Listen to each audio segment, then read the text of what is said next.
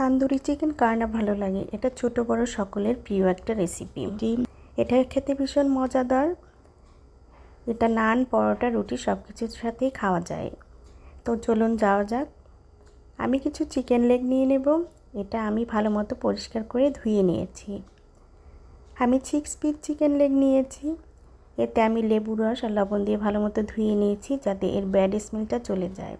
এরপর একটা ছুরি দিয়ে আমি স্লাইস করে এটা চিড়ে নিয়েছি। এতে মশলাটা চিকেনের গায়ে ভালো মতো ঢোকে। এরপর দিয়ে দেব লেবুর রস। আমি একটা আস্ত লেবুর রস দিয়েছি। দিয়ে দেব লবণ, আদা রসুন পেস্ট ও গোলমরিচের গুঁড়া। এগুলো সবগুলো একসাথে দিয়ে ভালো মতো মাখিয়ে নেব। এটা আমি 2 ধাপে ম্যারিনেট করব।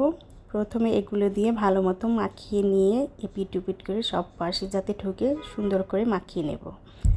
এরপরে মাখানো হয়ে গেলে এটা আমি কিছুক্ষণ রেস্টে রেখে দেব। আধা ঘন্টা আমি রেস্টে রেখে দেব। ফিরে এলাম আধা ঘন্টা পরে। আধা ঘন্টা পরে আমি দিয়ে দেব এতে তান্দুরি মশলা। আমি তান্দুরি মশলা নিয়েছি শান ব্র্যান্ডের। আপনি যে কোনো বাংলাদেশি ব্র্যান্ডের তান্দুরি মশলা নিলেই চলবে। এটি আসলেই অনেক টেস্টি হয়, এজন্য আমি এই ব্র্যান্ডেরটা ইউজ করেছি। দিয়ে দেব টক দই, দিয়ে দেব কেচাপ, দিয়ে দেব প্যাকেটের অর্ধেক তান্দুরি মশলা।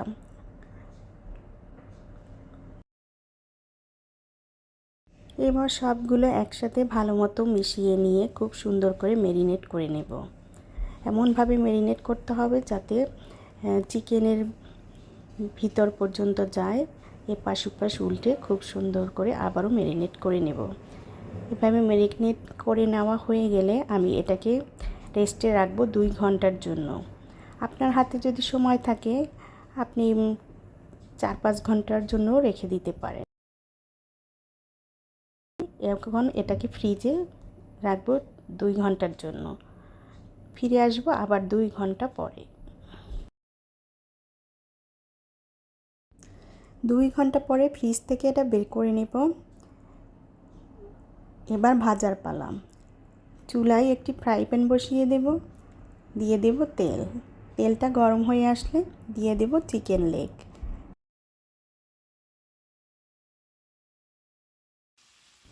দুই 3 মিনিটে এর গায়ে পোড়া পোড়া একটা ভাব আসবে।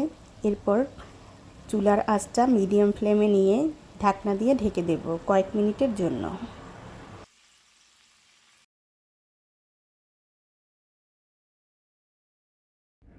কয়েক মিনিট পরে ঢাকনাটা উঠিয়ে নেব এবং আবারও উল্টে দেব। এরপরে আবারও ঢাকনা দিয়ে ঢেকে দেব আরও কিছুক্ষণের জন্য। এভাবে 10 মিনিট ঢাকনা দিয়ে ঢেকে রেখে দেওয়ার পরে আবার ঢাকনাটা উঠিয়ে নেব। এই সময়ের মধ্যে চিকেনটা মোটামুটি সিদ্ধ হয়ে যাবে এবং গ্রেভিটা ঘন হয়ে আসবে এবং একটা পোড়া পোড়া ভাব আসবে। এভাবে পোড়া পোড়া ভাব আসলে উঠিয়ে নিয়ে পরিবেশন করব। এভাবে একবার বানিয়ে দেখবেন, বাসার সবাই প্রশংসা না করে পারবে না। Thank you.